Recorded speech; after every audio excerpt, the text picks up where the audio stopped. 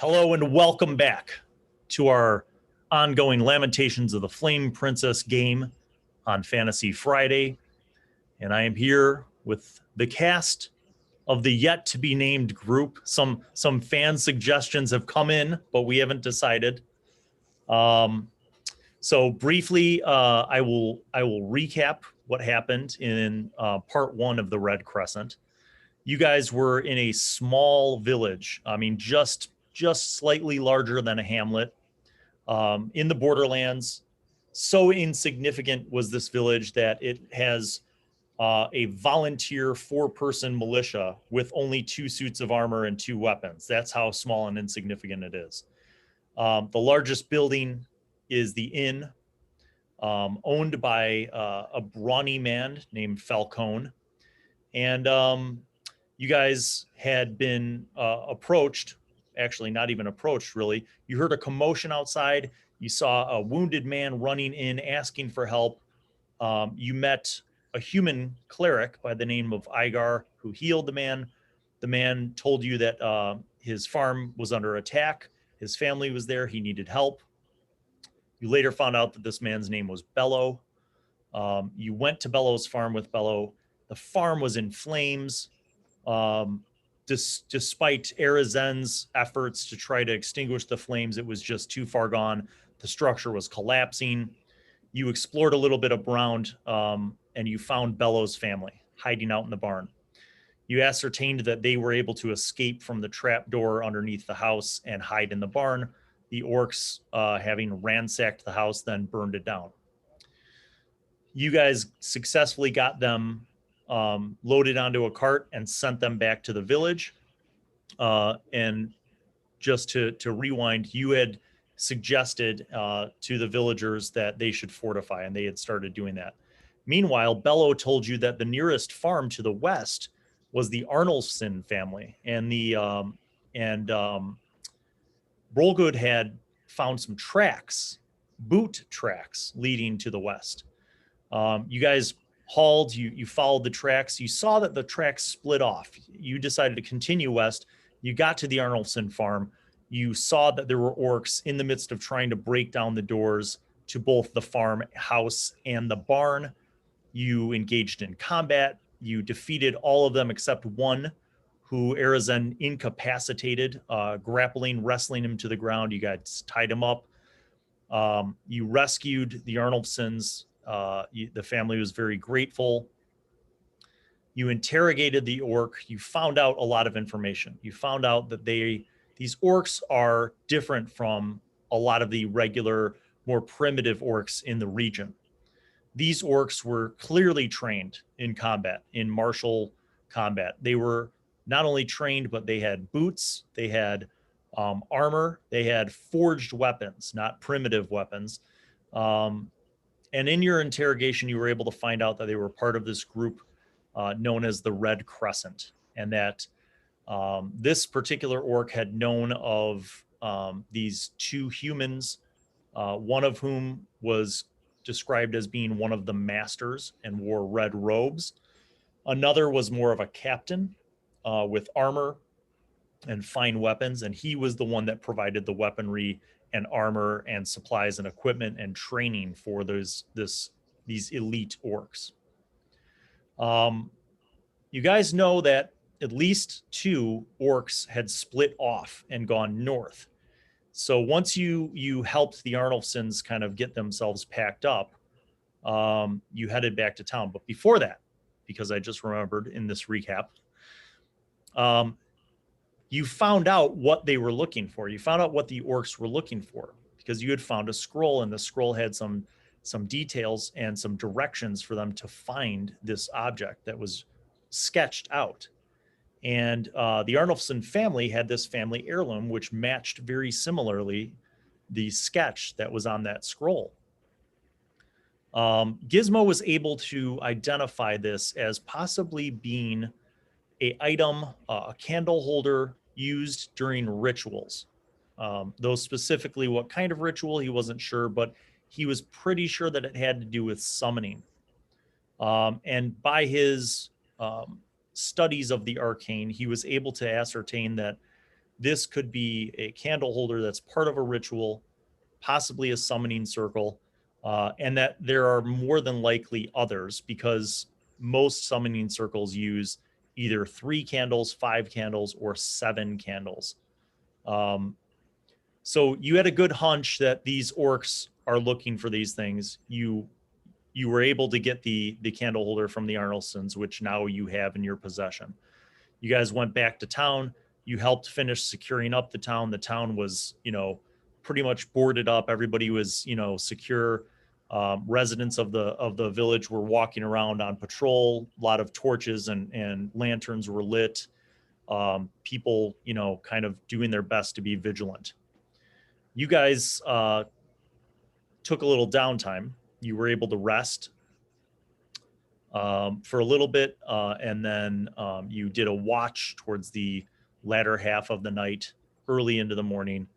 And then basically once day broke, there was kind of a rotation, and you guys were able to get some real sleep. So where we're going to pick up is around noon, after you guys have slept. And Taran, you were wounded, and you were patched up a bit, so you've regained your hit points. Everybody else seems to be better rested and a little bit more healed up. So you guys kind of wake up. It's around noon. Igar is in prayer, seemingly preparing his spells and communicating with his god. And that's where we're going to begin session 2. Before we start, why don't you guys just recap who you are and the character that you're playing. We'll start with Martin. Okay, I'm playing Gizmo. He is a little bit chaotic magic user, and he's basically for any mystery that he comes across. Okay, and Niels. I'm playing Freya, a 23-year-old specialist lady, rather buxom and not afraid to use her sexiness to get some out of the guys she needs. Okay. And Mike? My name is Good. I'm a specialist also, 22-year-old male.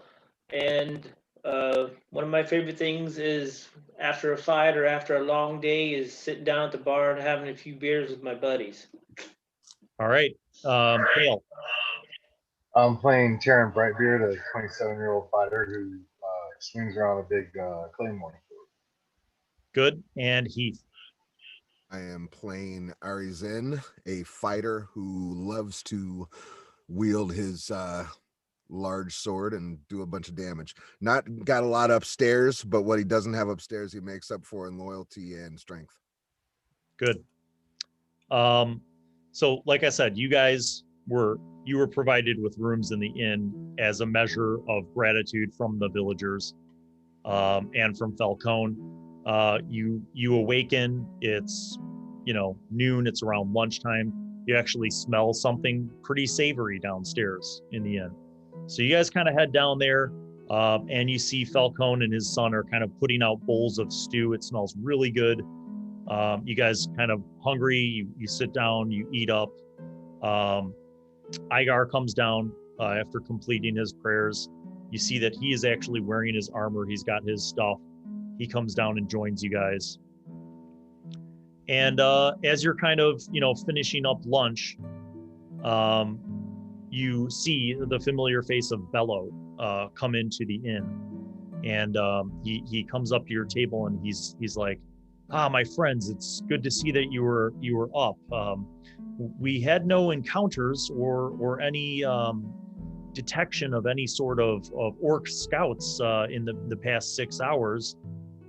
So the magistrate was wondering if you're up and possibly available, if you'd be willing to meet with him. He had some questions about the orcs. I tried to tell him as much as I could, but he said he wanted to speak to you guys.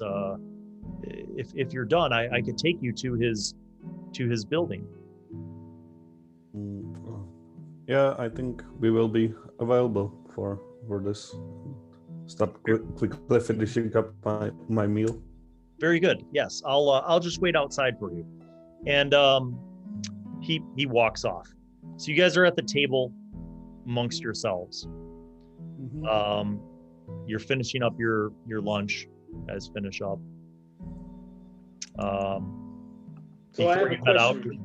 yeah, go Guys, ahead. are we gonna tell them everything, or are we just gonna wait and see what he has to say? I don't know if we want to tell him about the candlestick. I think we might want to keep that to ourselves for the moment.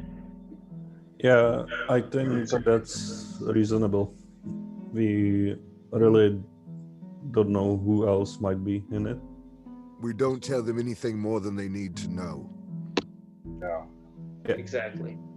And brethren and sister, have I told you the information that I found during our rest? I don't recall if I told you already or not. What information I gathered from the orc. Not officially. Oh, All right. There's much going on here behind the scenes that is not easily seen. As you saw, those orcs were in human clothing. They were finely armored from someone, and I've got the information. There is a extremely powerful sorcerer, I believe it's a sorcerer, maybe a wizard, some type of a magic user, who is arming these orcs, and he is providing them with weapons and sending them out to collect these things so that they can create, so that they can call forth whatever it is that they're trying to call forth. However, he said that there is no way, after seeing us in combat, that we would be able to take these people on, but I say we go for it. I think as a group we're strong enough we could take almost anyone on. Agreed. I think if our new friend here, Igar, if he joins us, we'd have even better chances. yeah. Indeed. I think we should at first do our research. We only know for now that they are there, their symbol and their name and their tents. We don't know what exactly they are planning with this stuff, and so I would probably try not to take them head on at the first. Why fight fair? I think we still need to talk to the priest at the church, see if he knows anything about that candle holder. As the Arnoldson said that's where their forefathers got it from or had connection with. Yeah. We could gather. Right. Do we make up the story that they got away with it? Like we don't have it, they have it? No, we don't know what the Arnoldsons may have said to the magistrate, so we have to feel that out, I suppose. Let's see what they have to say and make our decision based on that. Okay. Yeah, but don't volunteer it. Okay, so where are you guys intending to go first? Are you going to go with Bello to see the magistrate first? Yeah, I would say so. So you guys kind of get up from the table. You head outside. You see Bello kind of sitting on the front porch of the inn, and he stands up when he sees you, and he's like, "Gentlemen, right this way," and he leads you just down the block to a one-story cottage. It's a little bit nicer than the other cottage. It's not huge though. It's just it's a stone cottage. It looks like it's a pretty solid building, and it has like an actual like wood roof with shingles for the roofing. So it looks like it's a little bit nicer quality, but not a big building. And Bello goes up to the door and he knocks 3 times, and you hear a voice that says, "Come in, come in." And Bello opens up the door and he walks in. You guys follow him in, and there's kind of like an entrance parlor. It's like an entrance foyer that is just opened up to a parlor. And you see a table and some chairs around there. You see a bookshelf with some books on it, and then you see a desk in the corner. And behind the desk, standing up from the desk, is an older gentleman. He looks like he might be in his 40s, and he has like a beard, salt and pepper beard and stuff, and he's pretty well dressed. Not like a nobleman, from a city, but for this area, he's pretty well dressed. And he stands up and he's like, yes, gentlemen, come this way, please have a seat at the table. I am Magistrate Mayar. It is a pleasure to meet you. I must thank you personally for your services in assisting the folk of this region against this terrible series of incidents which occurred. Mr. Bello informed me of what had happened to his farm, a most unfortunate incident.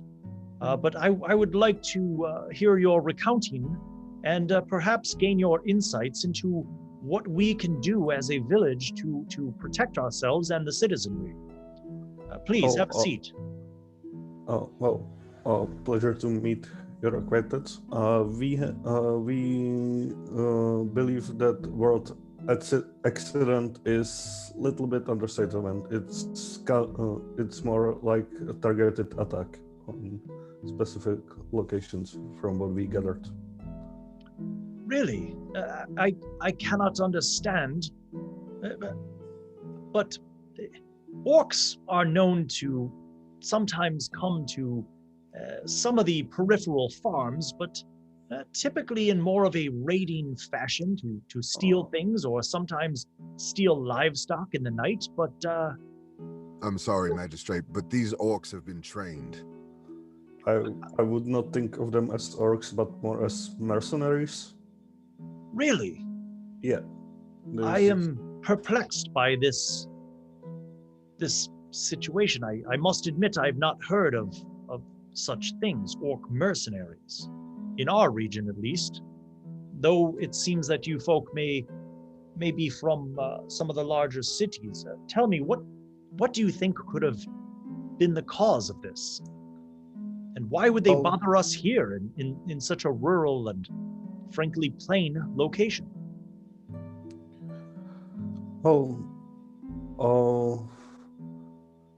I don't. To our knowledge, they were after a specific artifact. Someone took them in care and trained them, and basically armored them as well.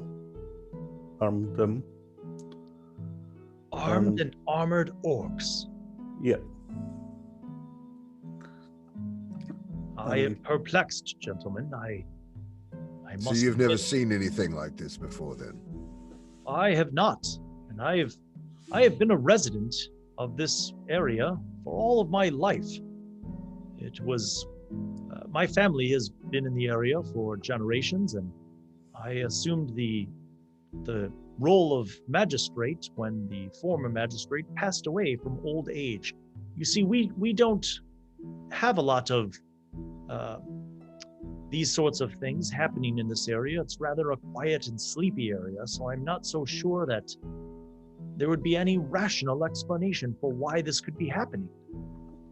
Can I look around if he has, like, we are in his office, am I yes, correct? And there is a set of bookshelves. It's not full of books. There's a lot of like decorative knickknacks, but there are some books, interspersed on the shelves. Is like a similar type of candle holder among them? Good question. You look, and amongst the knickknacks, you do not see anything that looks like that. Okay. Do we feel that the magistrate is being honest? Well, that's a good question, now isn't it? If you doubt his honesty, perhaps your ability to gain insight would come from rolling under your wisdom. So feel free to make a roll and tell me what your roll was and what your wisdom score is. I rolled an 11 and my wisdom is an 11. Oh, I dropped my dice. That can't be good. I rolled a 4 and my wisdom is 8 with a -1. Roll. Okay. Six, You don't 10. add modifier to it. It's You just roll without any modifier. It's just a roll under. So you tell me what your wisdom score is and then what your roll was. My wisdom's an 8 and I rolled a 4. Okay. I have a wisdom of 7 and a roll of 8. Wisdom of 10 and I rolled a 6. And wisdom of 8 and rolled 9.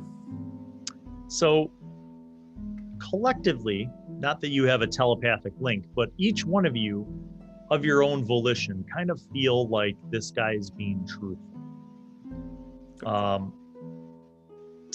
And there's other extenuating circumstances that lead you to believe that it would be uncommon for anyone from this region to have kind of had any prior experience with mercenary orcs, as an example. So he seems to be honest, and his level of just being confused about how this could happen seems to be authentic. He asks you guys about what happened after you left Bellows Farm. He says, I understand that you were able to then rescue and preserve the Arnulfsson family, and I have not had a chance to speak with Arnulfsson himself, but Bello informed me that you were able to rescue his family and bring them here, and that his farm remained undamaged. But could you speak to that experience? What was it similar, or in what ways were you able to find out any more about this strange conspiracy? Well, we arrived there basically at the time they were just breaking in doors, and they were armored. We ambushed them because we didn't want them to continue, and we fought them, took one of them and investigated more.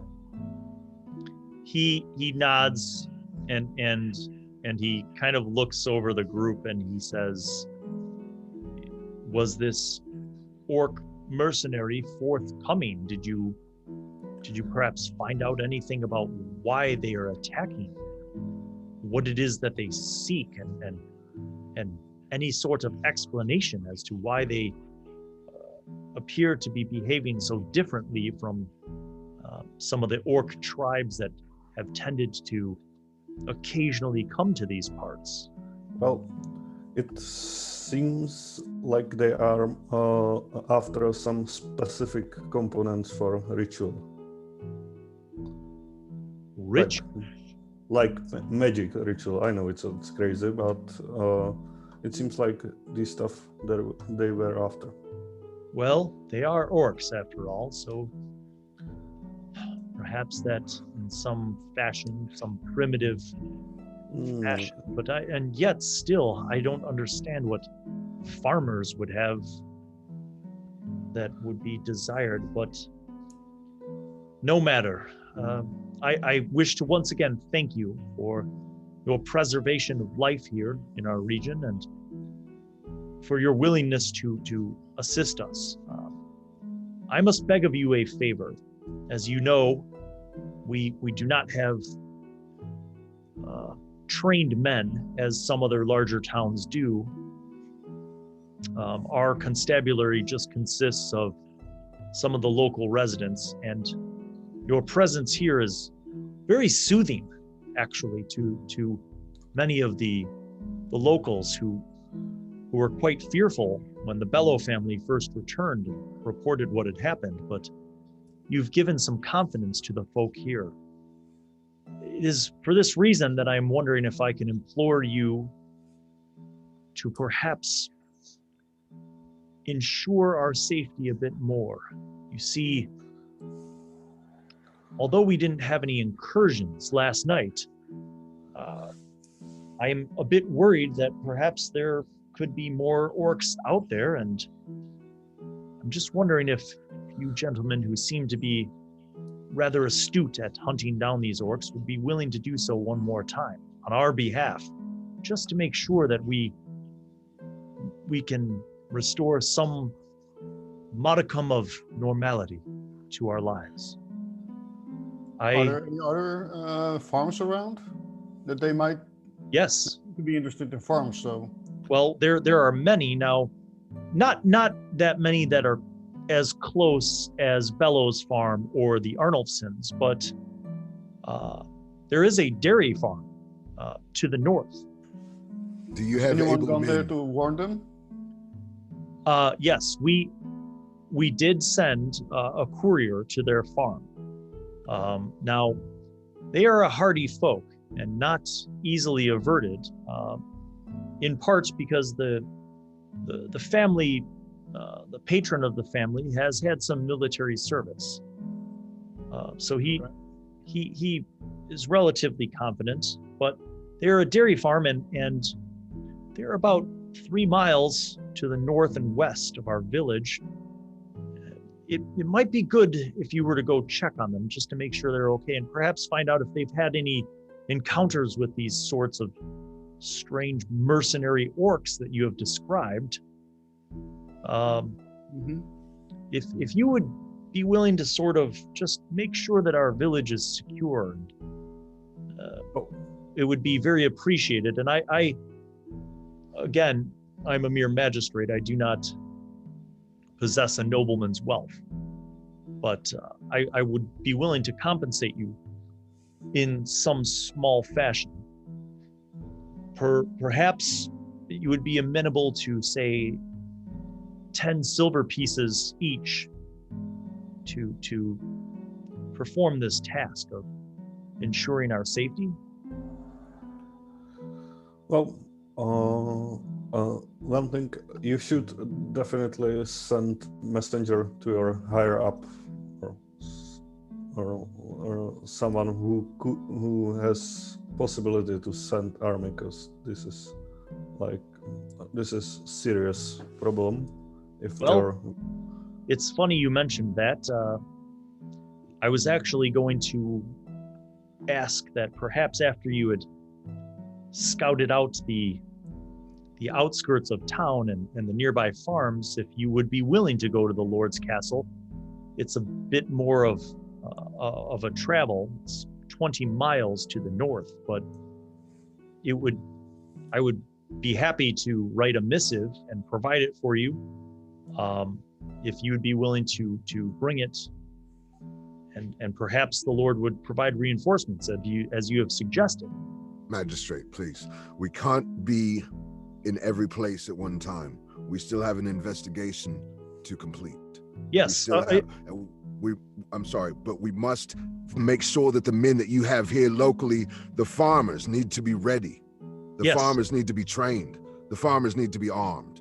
Yes, I agree. I would prefer if you would ensure our safety here and verify that the outskirts and the nearby region and farms are safe before leaving. But I just happened to mention that if you do all of that and you are willing, or perhaps even heading north yourselves, that I could add some additional coin and curry your favor by having you bring this missive to the Lord requesting reinforcements. If it's all right with my crew, it's all right with me. Yeah, I think Sounds reasonable. If your courier would go over to the Lord, he would probably get there quicker by horse, perhaps, and leaving us in the area to scout and investigate and see if we can find the missing orcs. Yes, as soon as he returns from the Kerr family farm, I will ask him to bring the missive. I agree with you. It is wiser to do this sooner rather than later. Yeah. But I think we as group don't have trouble looking around and checking out farms. Yes. That's a good idea. Thank you, gentlemen. He stands and he extends his hand. He shakes hands with all of you, and he's like, I am profusely grateful for your assistance with our small village in this matter, and I will attend to your report when you return, hopefully with good news of any potential threats from these orcs being removed. Understood. Yes, we You guys, will do what as we you're can. standing, as you're about to leave, you hear a knock on the door, and he's like, "Oh, come in." And you see the door open, and a young woman walks in, and she's like, "Magistrate, have you seen Roger?" And he's like, "Has he not returned?" And she's like, "No, sire. Was he supposed to return by now?" And the magistrate's like, "Well, I would assume so. It doesn't take that long by horse to get to their farm and come back." And you notice her face kind of shows some concern. And she's like, "He has not returned, sire. I'll go double check with the guards at the north gate, but he hasn't returned." And she kind of turns and leaves. And the magistrate is like, Oh, hopefully he's not been delayed. can we ask where he was sent to? You said to the... Well, yes, that is our courier, Roger. He left late this morning to ride to the Kerr family farm and warn them about what had happened with Belz, and he was supposed to return. It's possible that he stopped for lunch, perhaps, at their home, but I was pretty clear in my request that he return imminently. I have already written the missive to the Lord, and he gestures to his desk. You see a parchment and an inkwell and a thing of wax and a candle and this, whole thing. And he's like, well, nonetheless, gentlemen, this is my problem to deal with, but I will excuse me if you need to be about your business. Please, can you please also tell us where this farm is that you sent your courier to? Yes, Bello can provide you with the information. And Very well. so you guys walk out. You're kind of out on the street. Yes. Sir, you could give us the missive, and we go up to the farm. And if you come across Roger along the way, we can give him the missive and send him on his way. Most wise idea, my friend. And one moment. Perhaps you could write a second one if he may return before us. Yes. You can send him along as well. This one I have written. I have already penned, and you see he goes over to the scroll. He rolls it up. He holds his candle up and melts some wax on it, and then he seals it, kind of lets it cool, and then he hands it to Freya. Yes, if you come across Roger on the road, or perhaps when you arrive at the Kerr farm, please let him know that must go to the Lord's Manor at once. Thank you. I appreciate that forethought. And should he return, just write a new letter and send him on his way. Yes. Better have a double than none. Indeed, it shall be done. So you guys go outside. You're on the street. Bello tells you that the Kerr family farm, you go out the north road and you travel for about 2 miles due north, and then you will see a white tree with a cluster of boulders around it, and at that point you cut west, and it is kind of northwest of the farm, about another mile through the country. And then Bello wishes you luck, and you see he goes off to begin his volunteer militia shift. So you guys are still in town. What do you want to do? To the church, I think. Okay. Is that the plan? One thing, I hand Freya scroll case I have for the parchment, so it doesn't get damaged. Okay. I put the missive into the scroll case. Okay, very well. So you guys proceed down another block. 1 second. Okay. I was going to say, I seem to recall when we were tracking those orcs to the other farm, 2 had split north, I think, so they might have been heading to that farm. So maybe we should skip the church right now and go help them out. they could have intercepted the messenger or hurt the people at the farm. That sounds more pressing to me. I think Taran has a good idea. I think we should do that. Unless you want Well, to they would split have the had party. No, I don't want to split the party. Oh, Yeah. It's not. Those orcs would have had all evening, night, and have this day. So they would have been there way before us. So if anything happened there, it would have happened. It's certainly possible, or they could have gone and got more reinforcements and went back. Yeah. So what's it going to be? Church or farm? Taran, Would I'm we with look at you, the brother. church? Farm is my opinion. I'm for the farm. I agree that the of properties of the candle holder can probably hold for now. So yeah. Okay. Guess I'm outvoted. Farm it is. So you guys follow Bellows' directions. You go out the north gate. They open the gates for you guys. You guys go out. They close the gates. You head north up the road, and after a couple miles, in fact, you see pretty much as Bello described, like a white tree that looks like it's been dead for a while, and it's kind of almost petrified. Like the tree is just like there's no leaves, there's no foliage. And there's this little cluster of boulders, and you guys kind of at that point almost see like a footpath, like a deer path, almost like where some of the tall grass has been trampled, and it kind of heads off west. So you start heading that way. You travel yet for another mile, and you guys see off in the distance through some tall grass, you see a very simple fence post, and you see a pretty good size head of cattle. Like you estimate maybe 30 cows. And you see a bull amongst them. And then beyond that, you see a barn and you see a house. And this farm looks probably out of the ones that you've seen so far, this looks like the biggest. And you see people outside. Like you see a couple young looking women, maybe you figure like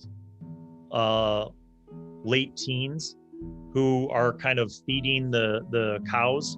And then you see an older woman, not old, but someone who perhaps looks like she might be the matriarch. You see her dealing with like pumping at the well and like refilling a trough. And then you see like a blonde-haired boy who's kind of just like riding around on a pony, and it looks like he's kind of just coming back from something. And then towards the barn you see a man with kind of like dark blonde hair, and he's got like a beard with a little bit of gray in it, and he's got like a straw hat, and you see he's sitting down just on top of a barrel. Looks like he's maybe taking a break from some work. There's like a pitchfork next to him. But what strikes you the most are the two orc heads that are impaled on the posts of the gate leading up to their home. Oh, this seems to be handled well. So you guys are approaching, and you get within about 20 feet, and the boy on the horse is like, he's like, "Pa, there's folk from town." And you see like the women look up, and the man stands up and he walks over with his pitchfork. And you guys are about, let's say, like 15 feet from the gate, and you get a clearer view. And these orc heads look very similar in size to the orcs that you dealt with yesterday. And they are indeed impaled on the posts that are the structures for the gate to swing open. They do not have helmets on, and you don't see any bodies. The blood that dripped down from their heads onto the fence posts is pretty dry at this point, and there's flies buzzing around the heads. The man walks over in no particular hurry, and he sees the group of you, and he says, "Good afternoon. How can I help you all?"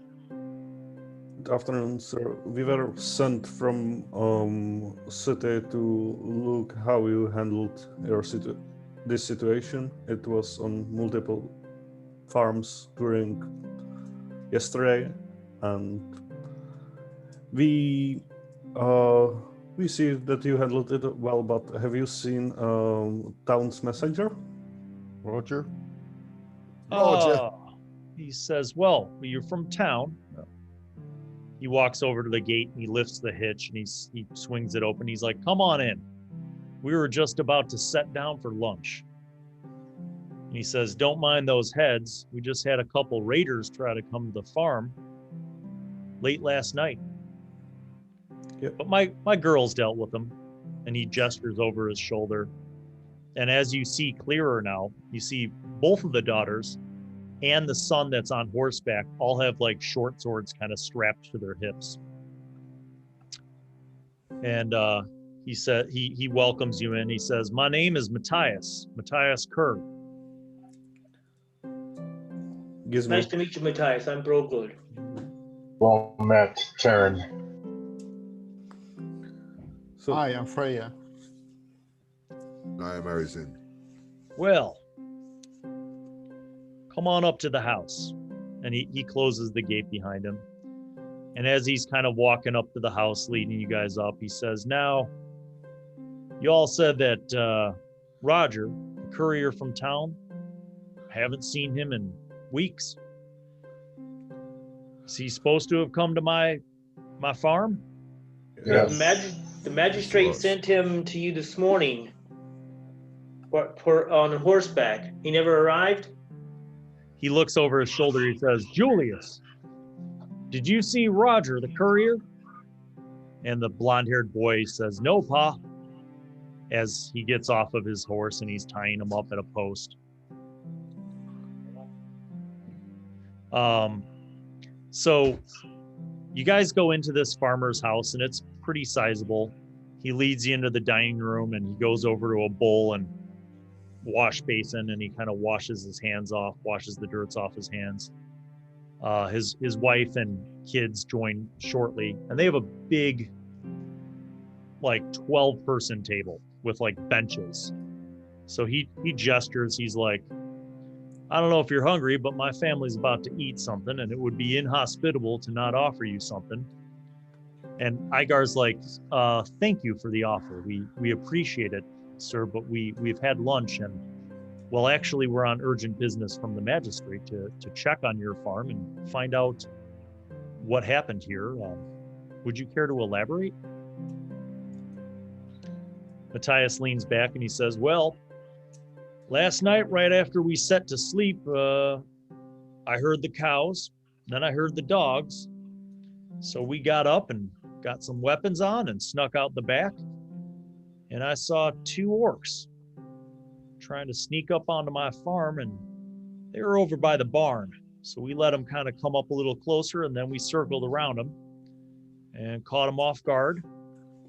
Caught them before they can even get their swords out of their sheaths, didn't we, girls?" And the girls just nod and smile. So, it was a little odd because they had armor on and boots, good boots. In fact, I got them right over there.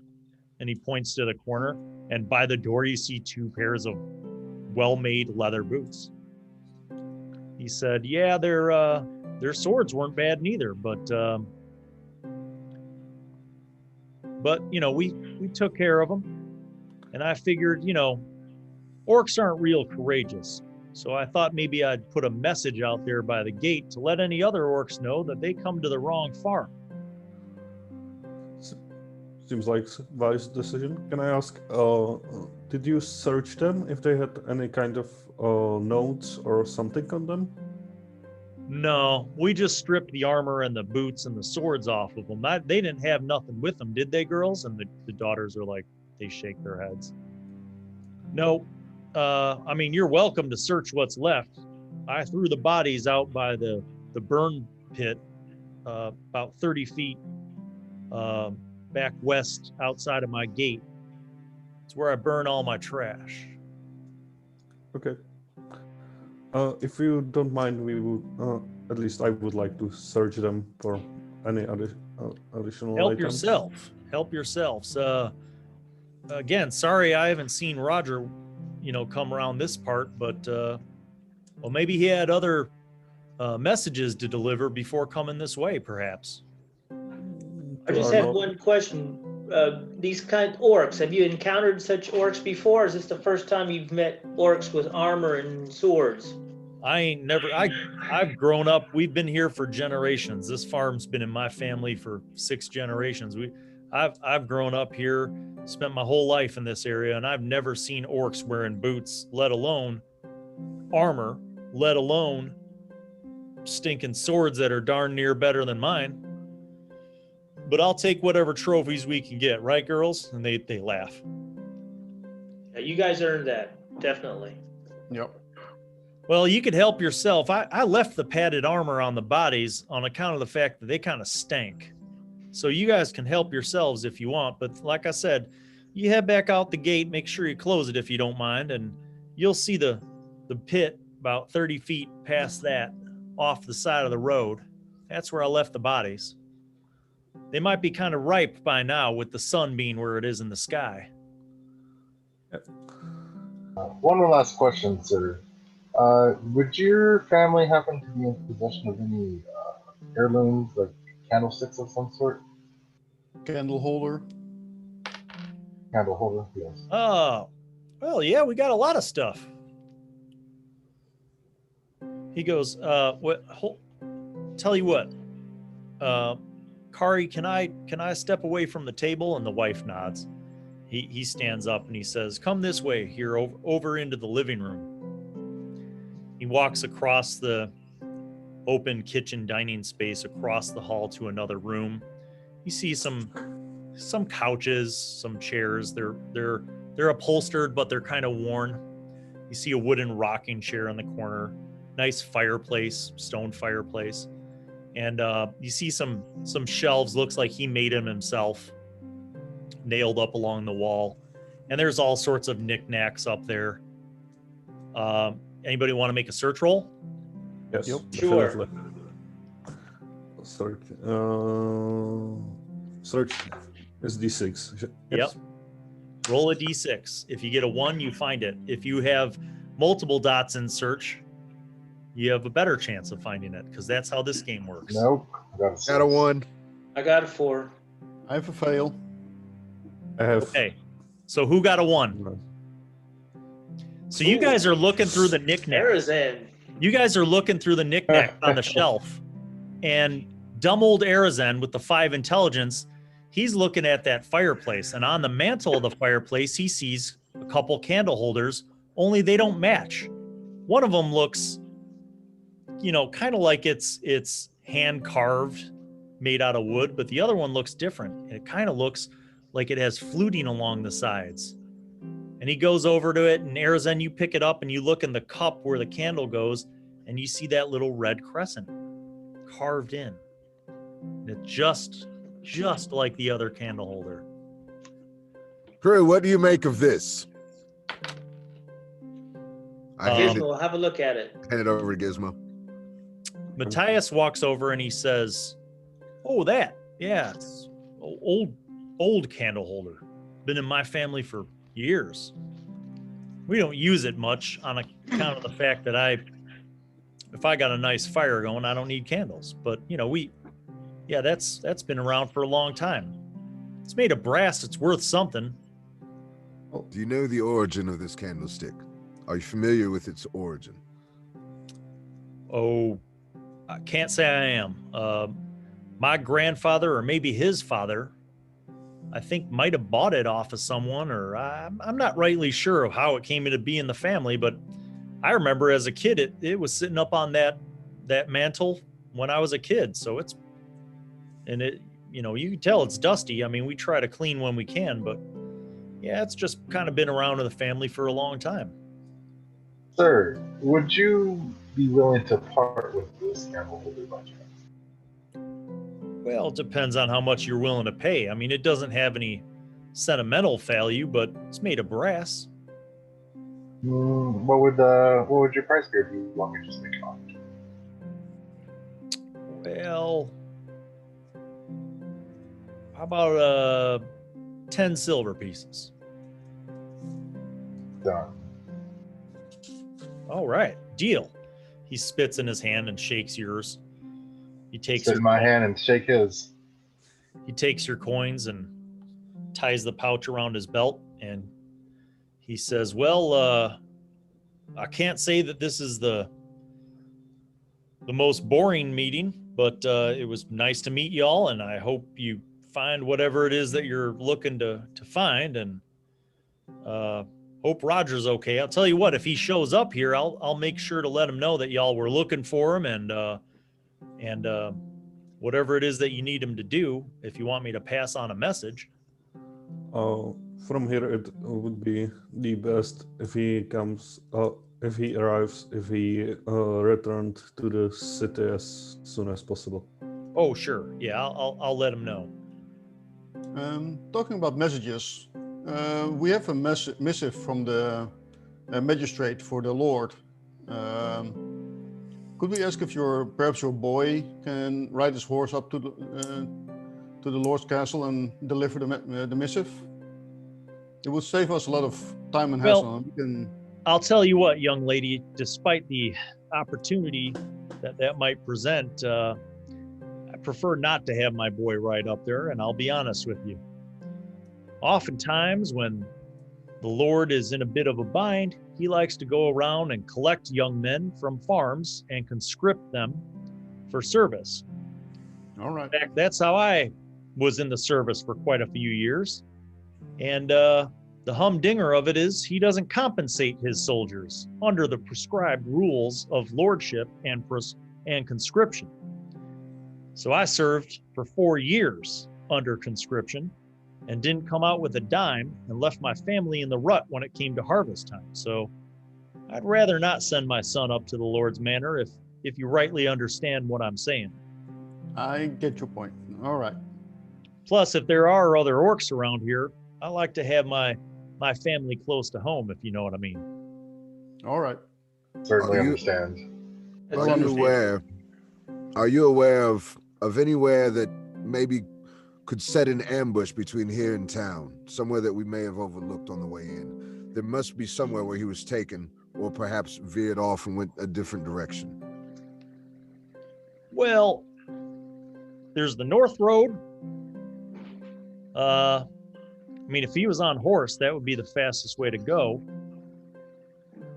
Some folks will follow the creek. If they're on foot, sometimes they'll follow the creek, or if they want to stop and go fishing or get water, you can head a little further west down my property, and you'll run into the creek if you want.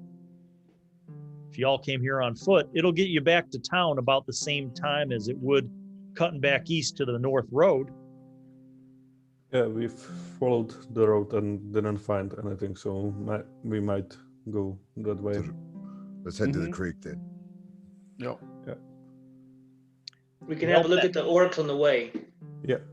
Yep. All right. He escorts you to the door. Actually, he walks you all the way out to the gate.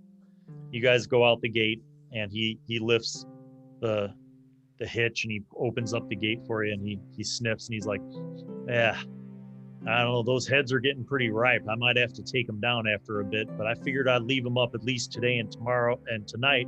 Make sure none of those other orcs get any funny ideas. You gentlemen stay safe. Thanks for your time, and enjoy your lunch. Will do. He closes the gate and locks it after you guys, and you head back down the little path, and sure enough, about 50 feet away, you see this big pit.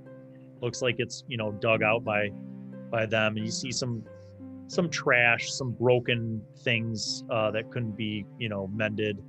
And you see 2 headless orc bodies.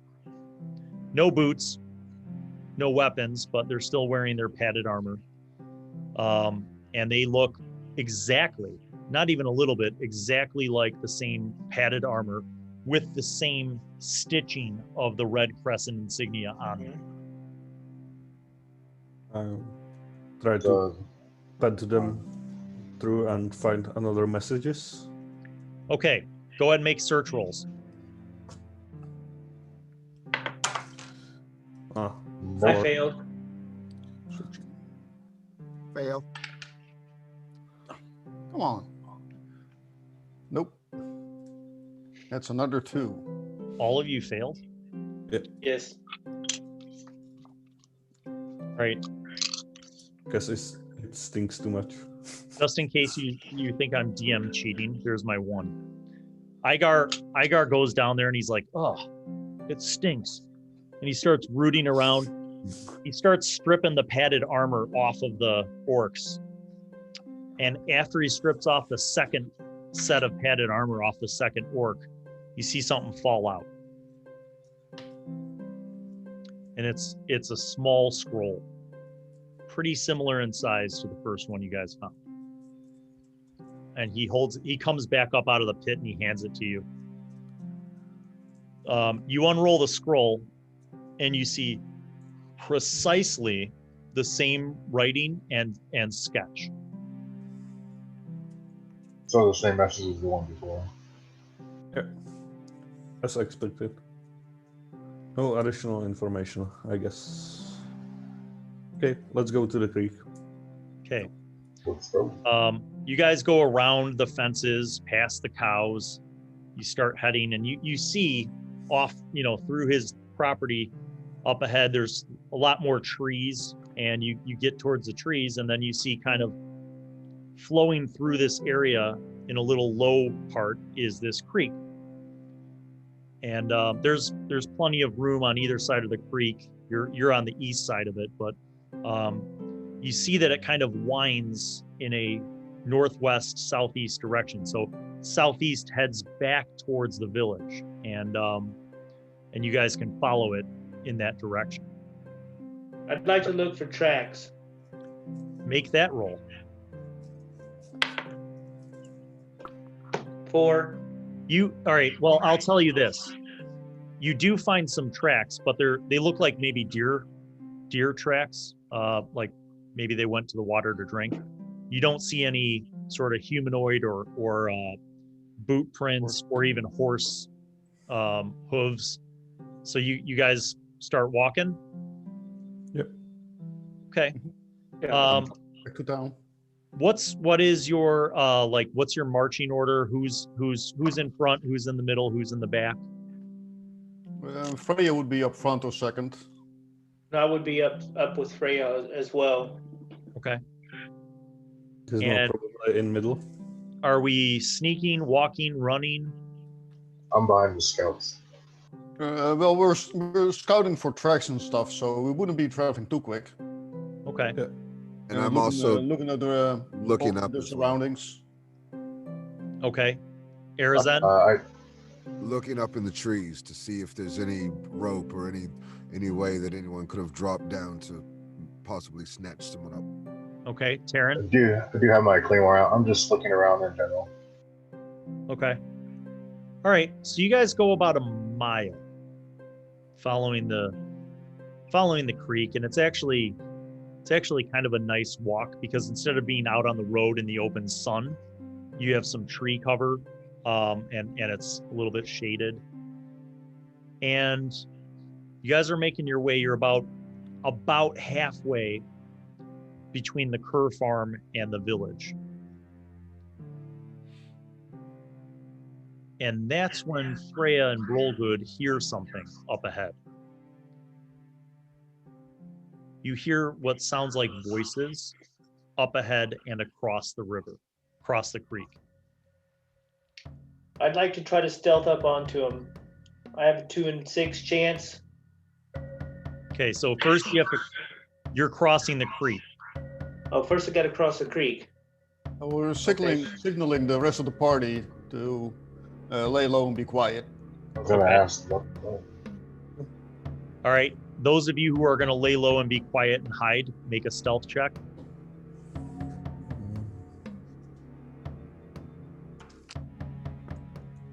Five. 3. 6. You got a 6, Mike? Yeah. That's awesome. All right. So here's what happens. Freya's like, you guys stay back and hide. And Taran and Gizmo and Arizen, like, you guys kind of like duck behind some trees, and you're not super stealthy, but you're like kind of taking cover and hiding behind some bushes and trees. And Freya's like about to like start sneaking across the creek when you hear Brolgood trip over a rock and splash into the creek. And it's like, it's not like a rock hit it. It's like he completely was trying to be stealthy, slipped on a rock and full body. So he's soaking wet. Now, it's not a deep creek. It's only like 3 feet deep, but it was loud.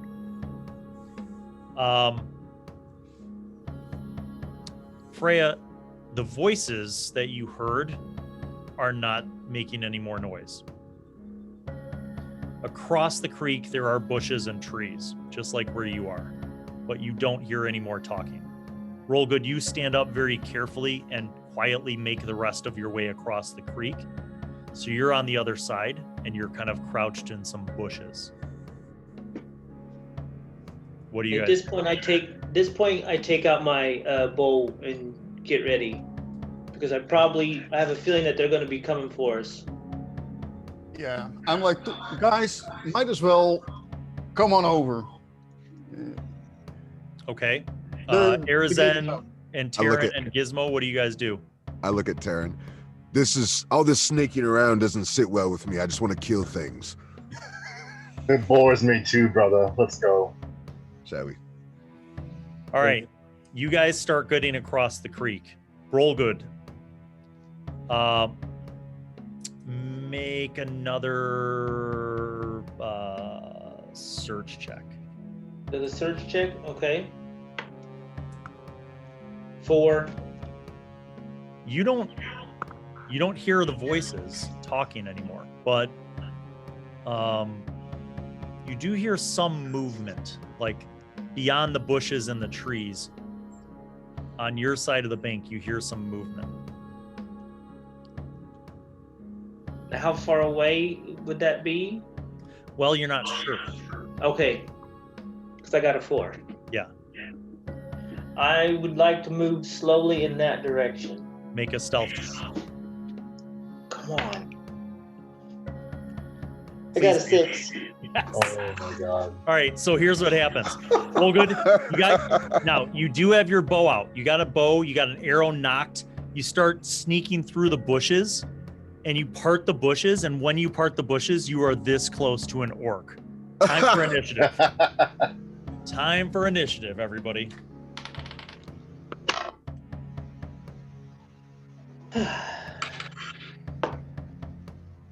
We behind are in or next round.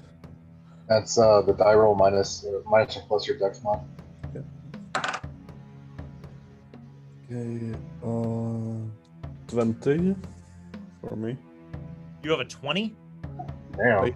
I rolled 18 plus 2. Okay. Anybody else have higher than that? All right, 15. let's count down. 19, 18, 17. 18. Okay. 17, 16, 15, 16 for 15. Karen. 16. 15, 15. 14, 13, 12. Lower, Bill. I got a 9. That's okay. Igar didn't do very well either. Okay. Mike, Yeah. what's your armor class? Flat-footed. In melee? So Or- basically without a shield, Because Yeah. in other words, what's your surprised armor class? Well, my surprise is 14. Okay. You get poked. Basically, you have your bow in one hand and your arrow notched. You push through the bushes. You're this close. The orc is almost surprised by you. He swings, and you just barely duck out of the way as he cleaves through the bushes that you're in. The second orc, however, doesn't miss. Oh, And you take 4 hit points as he stabs deeply into you with his sword. Wow. That's not good. Gizmo, Okay. you see as you're crossing the river, you see Rollgood just get ambushed as these 2 orcs hop up, and he's like right below their wrath. And you see one of them carve into Rollgood. Okay. How far are they? They're not far at all. You're about 25 feet away from them because you're halfway across the creek. Okay. Probably pulling out my slingshot and firing and getting closer. Okay, I will let you do. Or I will let you. just- I will let you do that at a -2 because you didn't say that you had it out. Yeah. Okay. So. 13. With its range, so with Dex plus Yes. 1. Yeah. So it's 14 in total. That's a hit. How much damage? 4. Oh, 3. Nice. Okay. Rollgood, you see a stone zing past you and hit the orc that you surprised, like right in the head, and blood kind of cuts out from his face as the stone hits him and bounces off, and he kind of wobbles back a little bit. All right, you are up, Rollgood. Okay. He's probably too close for me to use my longbow, or You could step back okay. and fire. Okay, I'll do that then. So that's in with range. So that's a 19. That's a hit. Roll damage. So 1d6. 6. This time the 6 is good. Nice. This poor guy gets hit in the head and then takes an arrow and he spins back and he kind of falls back behind the bushes. So you can't quite see if he's dead or not, but you definitely knocked him back. Now the other guy who swung and hit you, he's still up. Taran, it's your turn. All right, I'm gonna go ahead and rush and press this guy. Okay. Go for a big swing. All right. So you get a +2 to your attack bonus. So that is like 12 in total. 12. Yes, 12 in That's a hit. total. Okay. Roll damage. Okay. That's just 2. Okay. It's kind of hard to reach him, even with your mighty claymore. You swing over Brolgood as Brolgood jumped back to shoot his arrow. You swing over him and you hit him, but it's kind of like just the tip of the claymore kind of carves through his armor and into his flesh. All right. Arazen. With as soon as the commotion starts, I pull out my sword and cover Brolgood. And I hit 14. That's a hit. Roll damage. 5. Okay. He's still up, though wounded. Freya, you're up. Yep. I have my rapier out. Okay. I'm gonna run up to Brolgood and take on the standing guy. Okay. And would that make it a sneak attack, or? Well,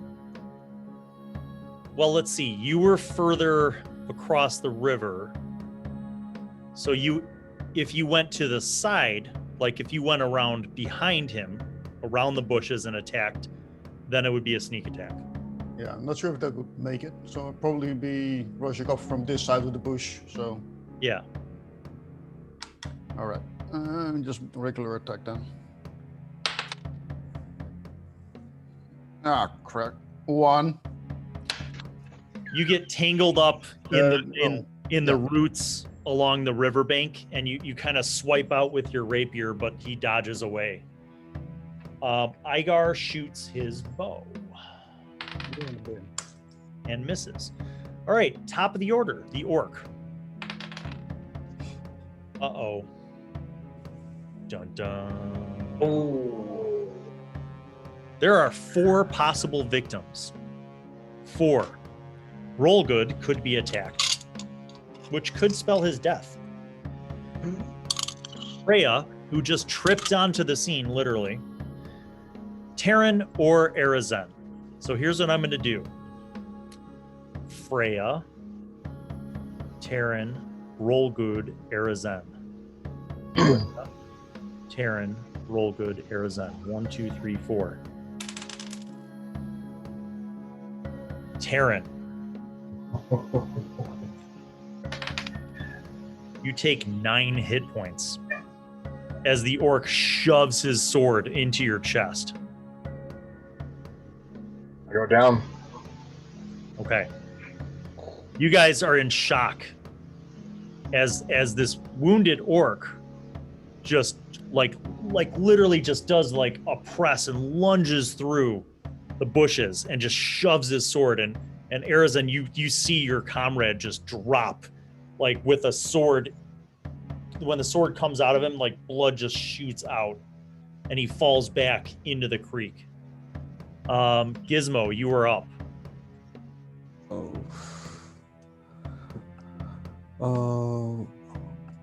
Am I next to someone right now? You're in the middle of the creek. Yeah. So you see this happen.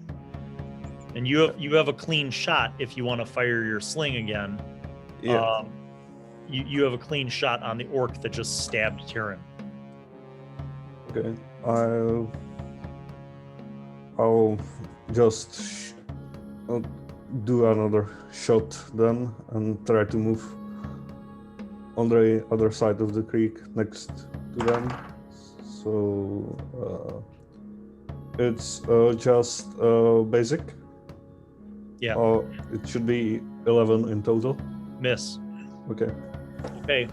Roll Good, you witness this very action happen right before your eyes. Now you're still 5 feet back from this raging orc who just stabbed Taran.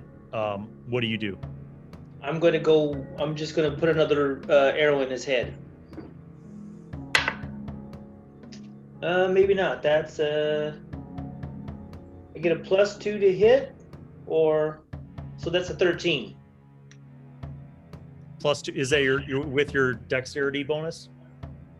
With my dex, it's a 12 then. That's still a hit. Go ahead. Okay. 2 points of damage. You hit him, but the arrow kind of grazes and it cuts into him, but he is still raging right in front of you. Taran, make a roll under of your constitution. Tell me what you get. I rolled a 2 on the die. Okay. Your eyes are getting like very glazed over and things are kind of getting dim. You can hear the sounds of combat. And you feel like your whole body's soaking wet. You're not quite sure why. But you feel like you're floating in a bath and you hear things, but it's far away and muffled. Arizen, you're up. Someone tend to Taran, and I attack with my sword. 18. That's a hit. 3.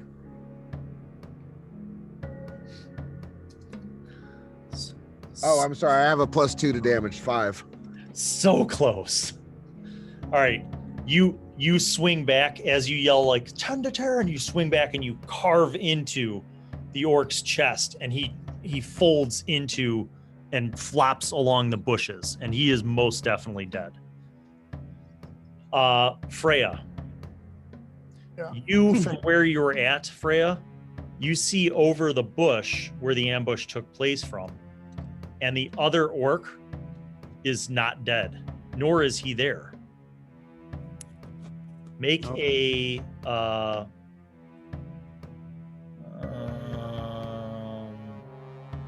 make a search roll.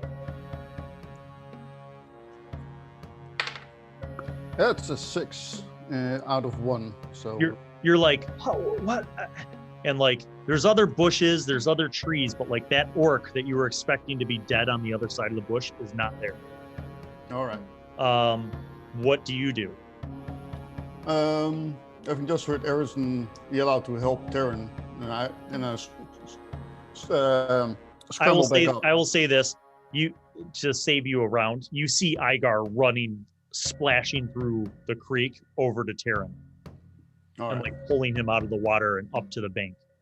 All right. So I'm scrambling up, looking behind me, and see I see you running up. So let's see. I get up on my feet. And so I don't see the other guy in the other end, and then I look around to see if I can see him. Okay, you start looking around. Cut to Igar, who is holding Taran up against the muddy bank of the creek, his legs still dangling in the creek water. Igar begins praying over and is pressing his hand on the wound.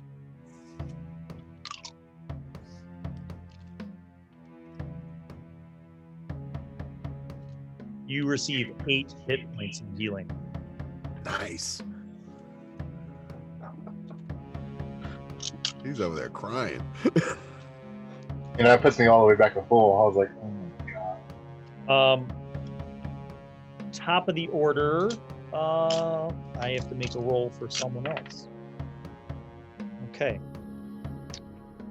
Gizmo, you've made it across the creek. You see the one orc that everybody finished off, like literally flopped dead, bleeding out onto these bushes, like right in front of Rolgood and Arazen. What do you do, Gizmo?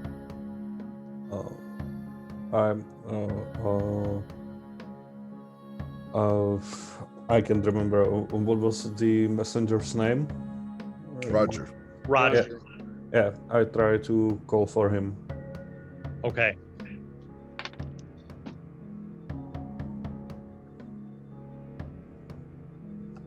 You don't hear any response. Rolgood, what do you do? I would like to look around and see if I can see where the other orc went. Make that search check. A 2. And There I you have go. yeah. All right, Rolgood, you see Freya already kind of searching the area, and she's like 15 feet out, kind of doing a sweep of the bushes and the trees and everything. What you see is a trail of blood, and you start following it, and you see it heads off further south down the creek, and you start following it. What do you say? I say, I found a trail of blood. He's this way. Let's get him. Okay, so you start following the trail. You guys hear Rolgood share this information. Taran, you're feeling much better, but like you're still kind of like slowly pulling yourself up. So I'm just gonna say for this round, Igar's like helping you up the creek bed, and you're just kind of catching your breath. Arazen, sorry, go ahead, Kail. I was gonna say, as I'm getting up, I'm gonna rip that. Arazen, what do you do? Looking around, checking the orcs for bags to see if they have anything on them. There's only one dead orc, and it doesn't have any bags. It has the boots, the padded armor with the insignia, and it had a sword, and that's all you see on it. You did hear Rolgood say this way. Okay, I follow then. Okay. Freya, you hear Rolgood say that he found a trail. Yeah. I'm gonna go after that way as well. Okay. With you in hand. Okay. Igar helps up Taran, and top of the next round, Gizmo. So basically, you guys are all I'm assuming following Brolgood as he's tracking the blood trail. And you guys kind of pour through the bushes and stuff, and you see a small clearing that looks like there may have been a camp there. You even see like a campfire. It's not still, burning any wood, but it looks like there might be some embers there. And you see this camp, you see 2 bedrolls, and you see a man gagged and tied up to a tree. And right before that man is the wounded orc with an arrow sticking out of him, and he's like limping over with his sword towards the man that's tied up by the tree. And he doesn't see you, he's got his back to you. So Gizmo, you're up first.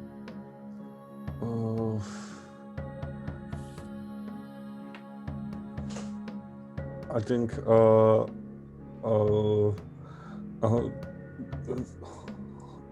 is he looking like he's threatening a man? Yes, Right now? he looks like he's about to carve the tied up man up. Okay, so next stone and sling. Okay, roll. 12 in total, unless I have any. That is a hit. Roll. Yeah. Okay. And 3 again. 3 makes 15. Your stone hits him in the back of the head. He flops forward, dropping his sword, and lands on the ground, like literally 2 feet away.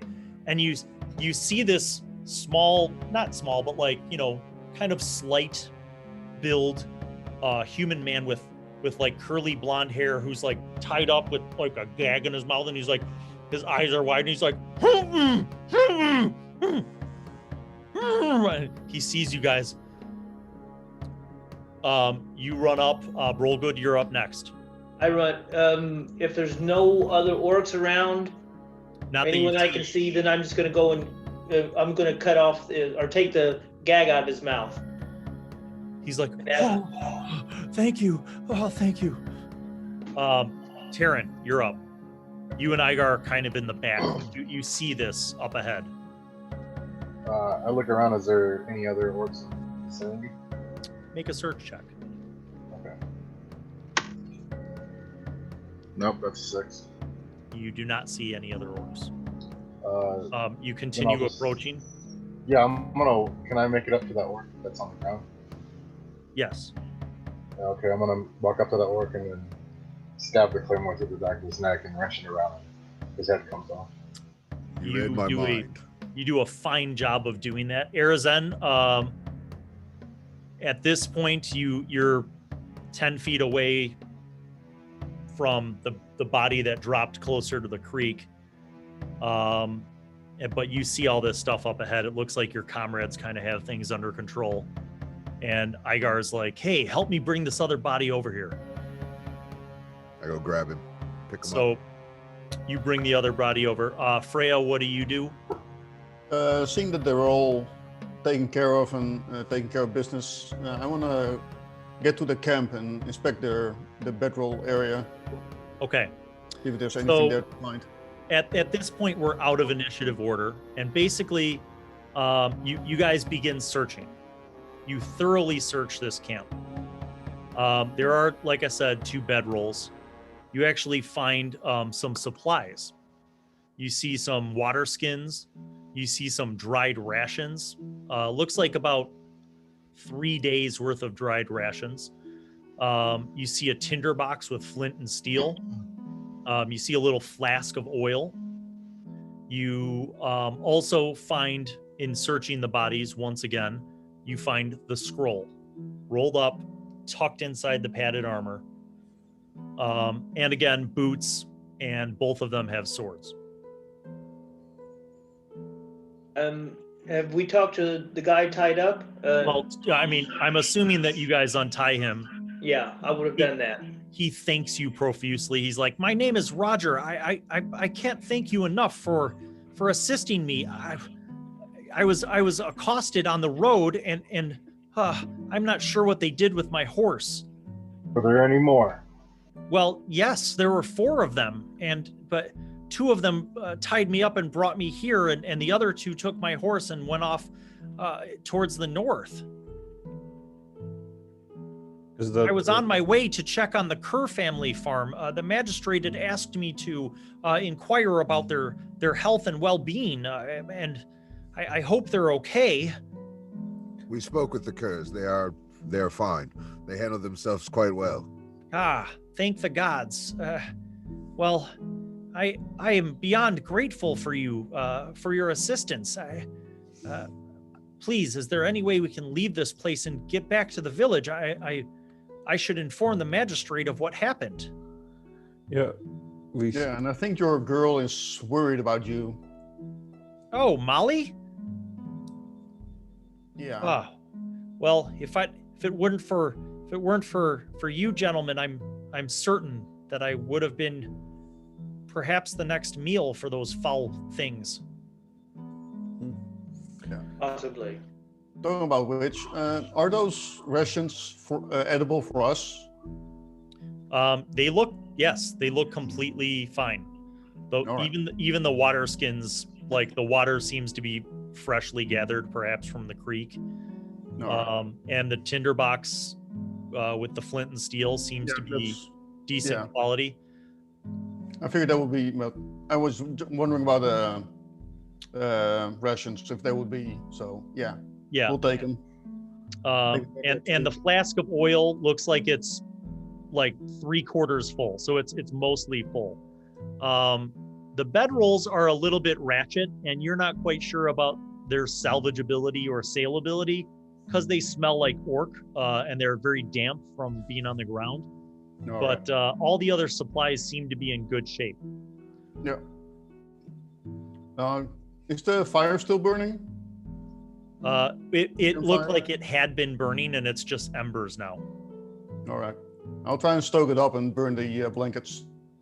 Igar says, I think we should strip this armor and bring the boots and the weapons back to the villagers. Maybe they can make use of this stuff to defend their town. Yep. Great. So he begins helping you guys. You guys kind of strip the bodies and take all this stuff, take all the supplies, and you can begin following the stream back towards the village.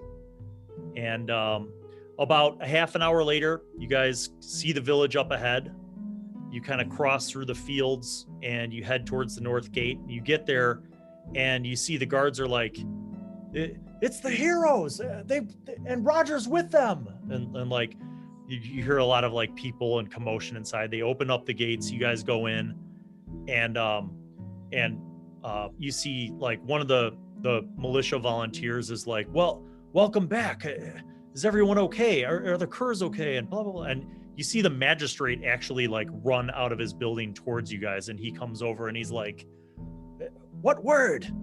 Roger, are you okay? And he's like, yes, these gentlemen rescued me. But sire, my horse, they took my horse, the orcs. And you see then the girl who was inquiring, she runs up and she's like, Roger. And she runs up and they embrace and hug and she's like, are you okay? And he's like, yes, I'm okay. And so they kind of head off. The magistrate asks you guys to come back to his building, and you guys go in and he kind of asks about what happened. And he looks to you guys and after you kind of explain what had happened, he seems to be concerned, although a little bit more relieved. He says, well, it is certainly a good thing that you risked your lives to rescue Roger. And it is certainly a good thing that the Kerr family is okay, but it is quite alarming nonetheless that there are more of these incidents with these orcs. I fear without a horse, Roger is already not up to the task of making the trek to the Lord's castle. So I must once again ask you fine folk, if you would be willing to make the journey. I as promised, have silver for you. And he hands you each a pouch of 10 silver pieces. Well, I'd be willing to go to the Lord but I need to rest up because I'm hurt pretty bad. I took a nice sword to the shoulder and I need my rest. But after we do that, then we could go. To my recount, there should be around 4 more orcs to run out with T-Horse, and we don't know where the other 2 are, but to the recount. The magistrate looks to you and he says, please take the time that you need to rest, but do know that my request to deliver this missive to the Lord is urgent. So I would urge you, if you are wounded, to perhaps go to the small, humble and modest temple that we have. The priest there is a relatively good healer. He may be able to assist you. Yeah, let's move there.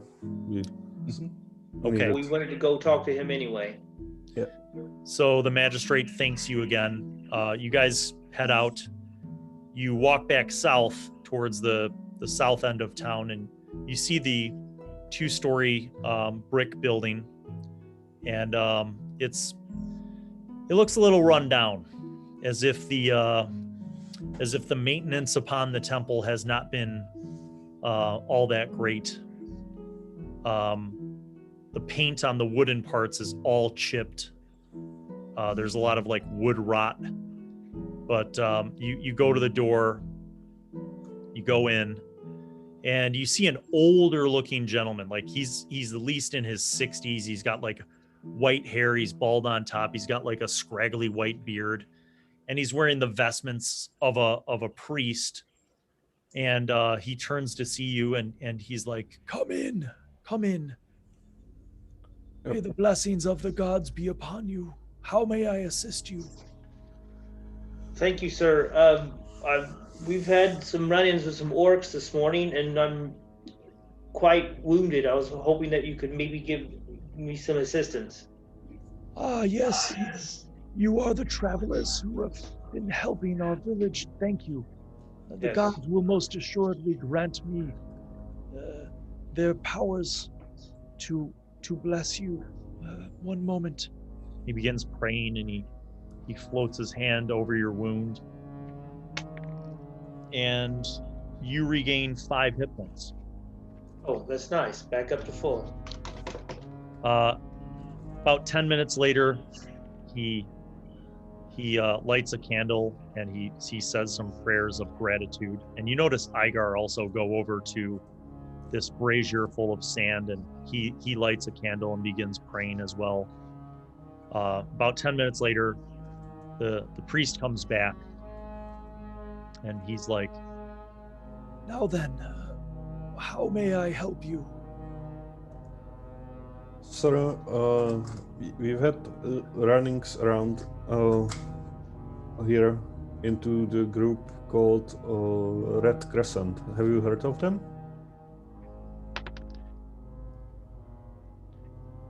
I cannot say that I have heard of such a band. Okay.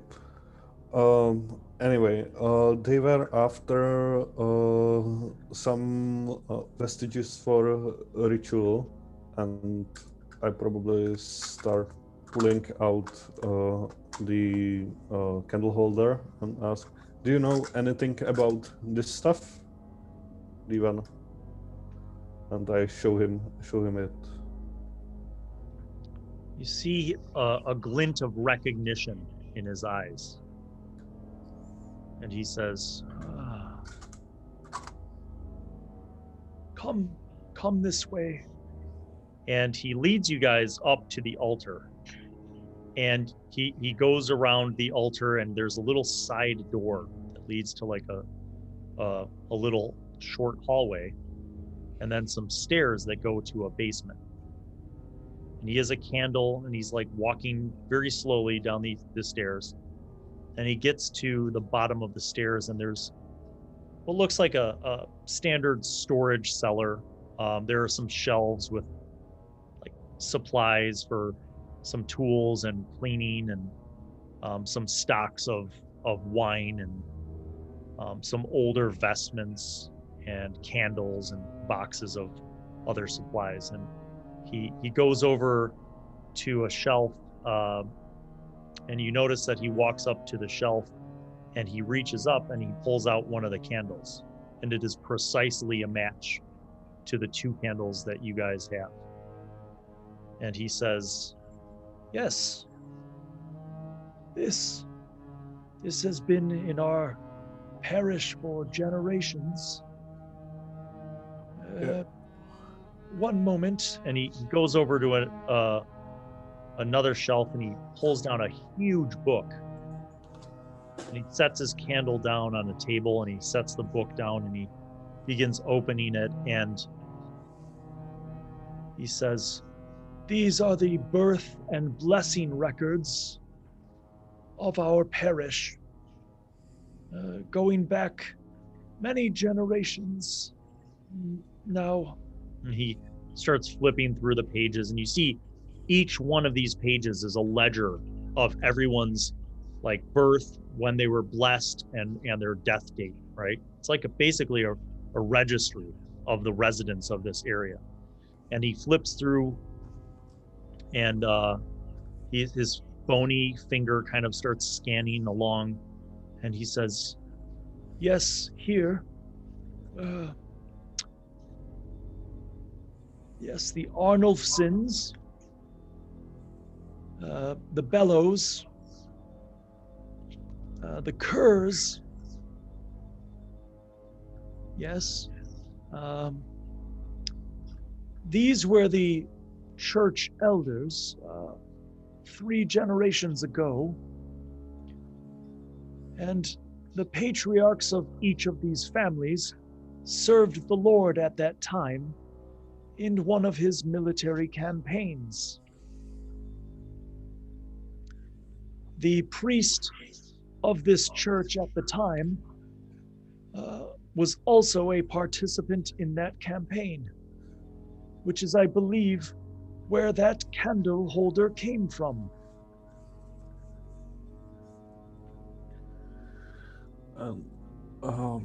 And you don't know, don't you have a record where from this might came from? I do not, but there are 2 more names, 2 more families. The Santo family and the Lee family. Now, the Santo family moved from these parts quite some time ago. They sold their farm, their family farm, perhaps 30 years ago. They lived to the northeast of the village. And the Lee family, as you know, are descendants of the ancestral lords of this land.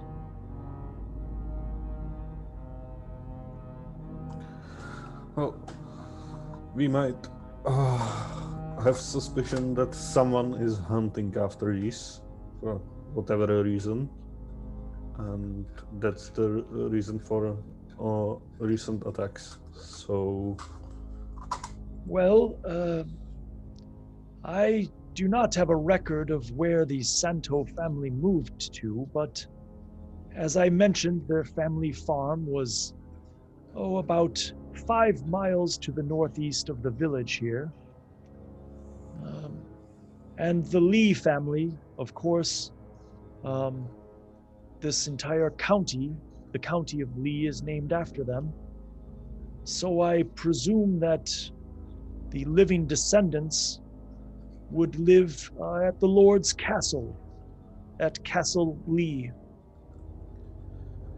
can I ask you, do you know where else might be records about these families and their involvement in...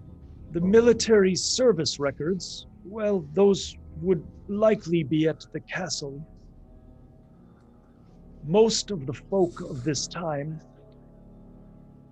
would not have been literate. Any family recountings would be part of oral tradition or would be recorded in church records such as these or at the castle. The land deeds and the nobleman rights would also be at Lee Castle. Yep. Thank you, sir. I think I know where we must go to find out. But someone obviously had to find out somewhere where these are. So this is. Thank you for your assistance. Of course. And he sets the book back up on the shelf, and he gets his candle, and he slowly goes back upstairs and leads you guys up. Yeah. Would you be willing to part with that candle holder? Certainly, if it is of some assistance to the safety of our village. It holds no sentimental value for me. It has been down here, like many of these things, for generations. It seems to be certainly hunting for those candle holders, so it might be wise not to have it here. So we will collect them and keep them safe. Yeah. Also, would you mind not mentioning you ever had or gave it to us? Yes. I can do this. And he leads you guys back up, and as you're walking out of the church, he says, "May the gods walk with you and watch over you." And you see Igar nod and bow to the priest.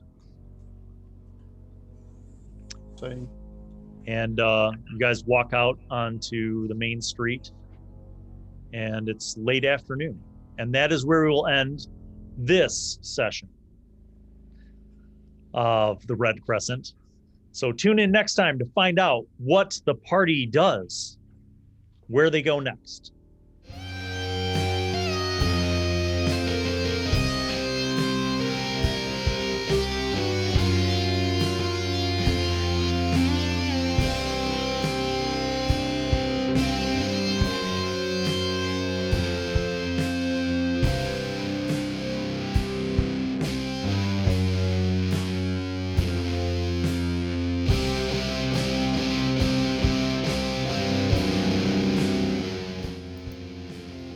Hello, it's me, Wizzy. I'm back once again to remind you to subscribe and click on the notifications button, and also watch videos that are over there.